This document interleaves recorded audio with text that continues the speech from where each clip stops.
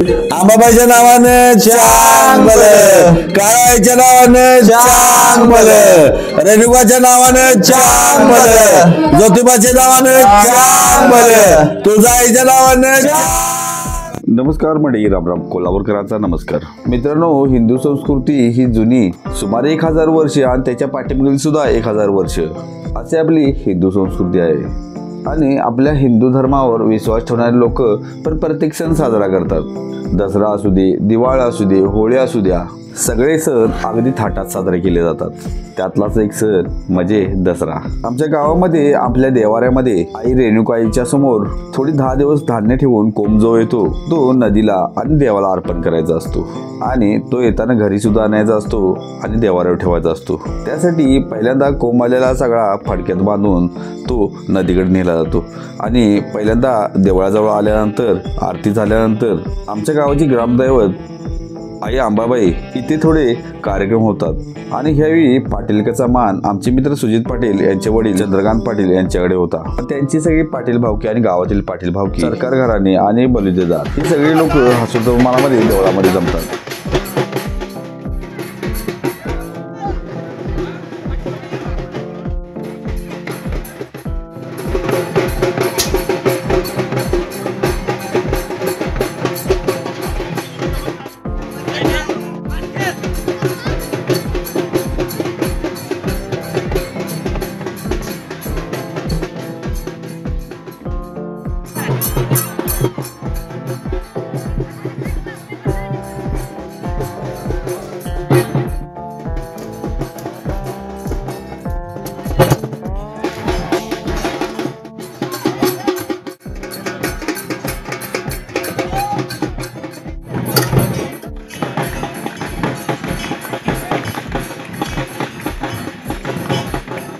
प्रत्येक रूढी परंपरा वेगवेगळ्या। आमच्या हसूरमध्ये ज्याचा पाटीलकीचा मान आहे त्यांना त्यांच्या अंगावर पांढरे कापड परिधान केले जाते आणि डोक्यावर कळस दिला जातो। पांढरे कापड मला पासुटे म्हणतात। ते मंदिराच्या समोर आणलं जातं।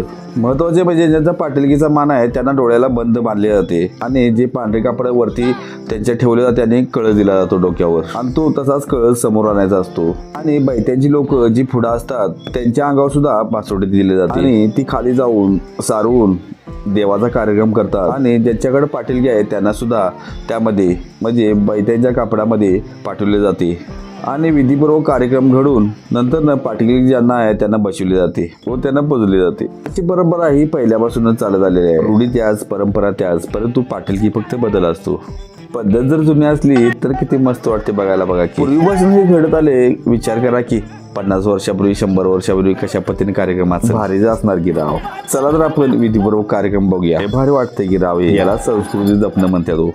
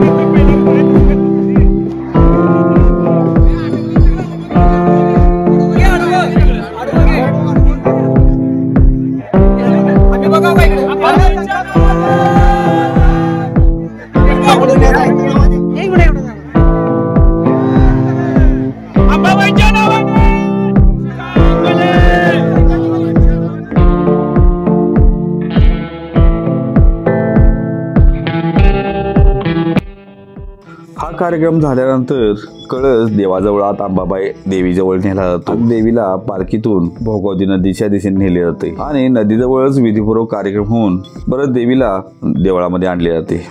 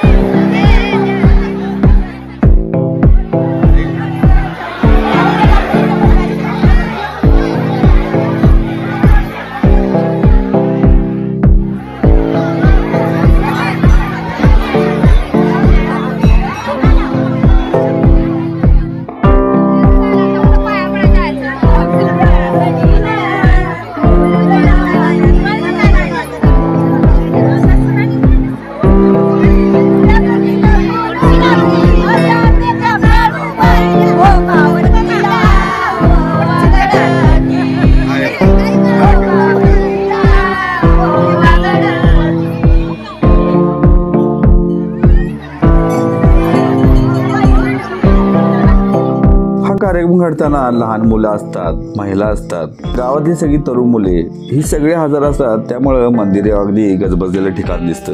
पालखीबरोबर नदीकडे ही लोक सगळे येतात, कारण कुंभ नदीला सोडायचा असतो आणि परत तो कुंभ तो मंदिरामध्ये तालमीमध्ये सोडायचा असतो आणि राहिलेला कुंभ आपल्या घरी न्यायचा असतो देवाला द्यायला.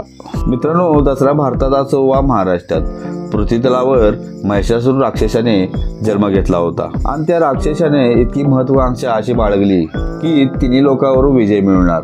आकाश, पाताळ, स्वर्ग, देवता आणि मानव या सर्वांच्या विजय मिळवणार अशी आशा त्याने बाळगली. त्यासाठी तो जंगलात गेला, तपश्चर्या चालू केली. तब्बल 12 वर्षे तपश्चर्या घेतली आणि तपश्चर्या ब्रह्मदेवासाठीच केली आणि ब्रह्मदेव प्रसन्न झाले आणि महिषासूर या राक्षसाने वरदान हे मागितले, मला कोणी देव दानव मारू शकणार नाही. मग काय त्याने पृथ्वीवर थैमानच घातलं की मग पृथ्वीला सगळ्यांना त्रास होऊ लागला ह्या राक्षसाचा. त्यानंतर ब्रह्मा, विष्णू आणि महेश हे सगळे देव एकत्र येऊन या देवाने आदिमाया शक्तीला साखळी घातली. आदिमाया शक्तीच मारू शकते महिषासूरला आणि आदिशक्तीच्या रूपामध्ये मा दुर्गा देवी झाली. सगळ्या देवाने दुर्गा मातेला ताकद दिली. विष्णुदेवाने तर सुदर्शन चक्र दिले आणि शंकराने शिवशंभू यांनी त्रिशूल दिले आणि सगळ्या देवाने शस्त्रे दिली. फार मोठे युद्ध झाले. महिषासूर आणि दुर्गामातेचे युद्ध 9 दिवस घनघोर युद्ध चालले आणि शेवटच्या दिवशी म्हणजे 9व्या दिवशी दुर्गामातेने महिषासूर राक्षसाचा वध केला. मग सर्वांनी फुलेवाली देवीला आणि त्या राक्षसाचा नाश केला म्हणून 10व्या दिवशी विजयादशमी साजरा केला जातो. म्हणून तर 9 दिवस देवीचे वेगवेगळे रूप दाखविले जातात. हा आमच्या गावचा घाट आहे आणि हा गावचा परिसर. किती हिरवगार वातावरण वाटते बघा की. आणि ह्या वातावरणात दसरा सण साजरा करायला म्हणल्यावर किती आनंद वाटतो बघा की. आणि हा आनंद आपल्या गावात, आपल्या माणसात, आपल्या भावकीत, आपल्या मित्रात हीच तर मजा असते की राव. परत ही माणसं आणि वेळ कधीच परत येत नाही. त्यामुळे माझं तरी वैयक्तिक मत आहे, प्रत्येक क्षणाचा माणसाने आनंद घेतला पाहिजे, कारण गेलेला क्षण कधीच परत येत नाही मित्रांनो.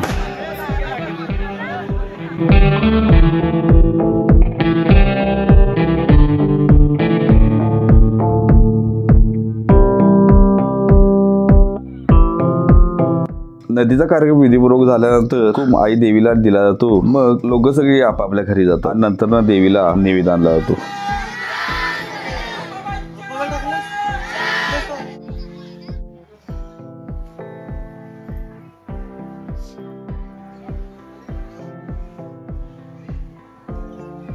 मित्रांनो, व्हिडिओ कसा वाटला नक्की सांगा आणि चॅनल जर नवीन असाल तर सबस्क्राईब नक्की करा. आणि तुमच्या गावात सुद्धा खंडेनवमी अशी साजरी केली जाते का कोणत्या पद्धतीने केली जाते ते नक्की सांगा कमेंट बॉक्समध्ये. चला, अंबाबाईच्या नावानं चांग भलं, रेणुकाच्या नावानं चांग भलं.